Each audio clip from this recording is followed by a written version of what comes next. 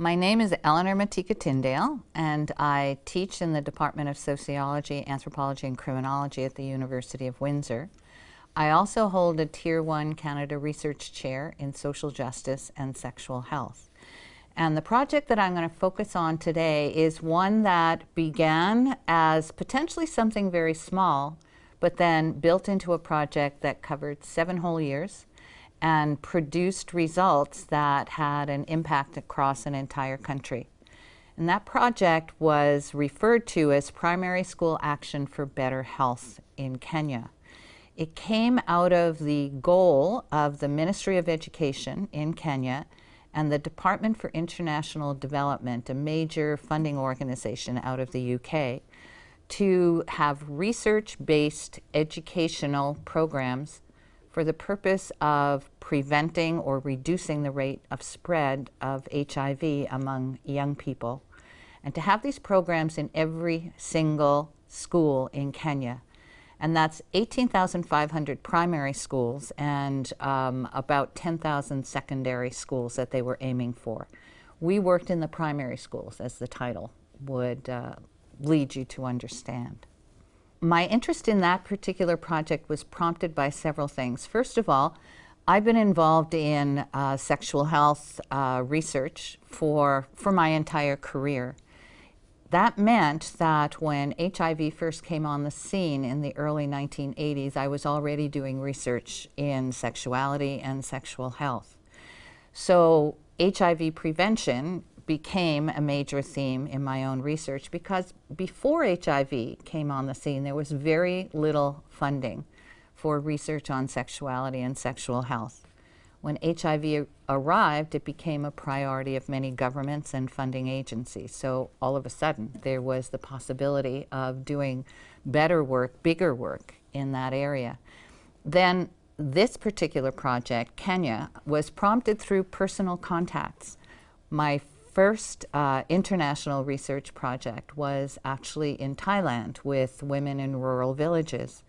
And one of the people I worked with there was an academic from Australia, who then, many years later, was repositioned to Kenya and working specifically on HIV research projects. And when this initiative came along, he said, "Oh, I worked with someone and we worked really well together back in Thailand. I wonder if I can find her again."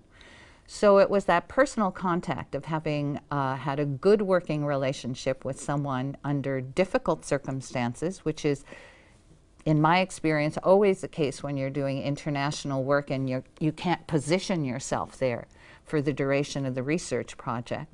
Having had those good experiences with someone in Thailand on a topic that was at the center of my research interest made me think, yeah, I can do this, and I really would like to be involved in this project. Reflexivity is really an important thing to consider when you're doing qualitative work. I would suggest it's also important in quantitative work, but it isn't often discussed there. So reflexivity in research, understanding who you are, why you come to this project, what makes you an insider or an outsider. So for example, in this particular project, here I am, a white woman surrounded by people in Africa who are predominantly black, PhD educated, working predominantly in rural villages where people may have a primary school education but very rarely have much more than that. And coming from a very different cultural and social background. I live in Canada. I work in an academic institution. This is very different. But interestingly enough, 2 things that were also important to my reflexivity, which I didn't think about as important until I spoke to the people in the communities I was going to be working in. I was a grandmother whose daughter and grandson were living with her, and so I was actively participating in raising my grandson. And I had had many friends who had become infected with HIV, and I provided them, as you would with any close friend, with support and care as they went through the process of dealing with the infection, and for many of them dying as a result of the infection. So early on, in one of the first community meetings we held when I was speaking informally to some of the village members, several of the women came up to me as a group, and they had been talking on the side amongst themselves, and I was wondering what they were going to bring to me as a question or a challenge. And they looked at me and they said, "We're so glad you're here."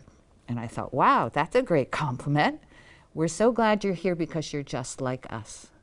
And clearly there was a bit of shock on my face. How did they see me as just like them? They said, "We're grandmothers too, and we're raising our children, our grandchildren, because of AIDS, and we have nursed many people through the dying process." And that made me realize that so often as academics, as professional researchers, we think of those professional credentials and how they affect our reflexivity, our participation in the research project, but there are also those very personal things that sometimes we overlook. And that was also an important part of my reflexivity with respect to this research project.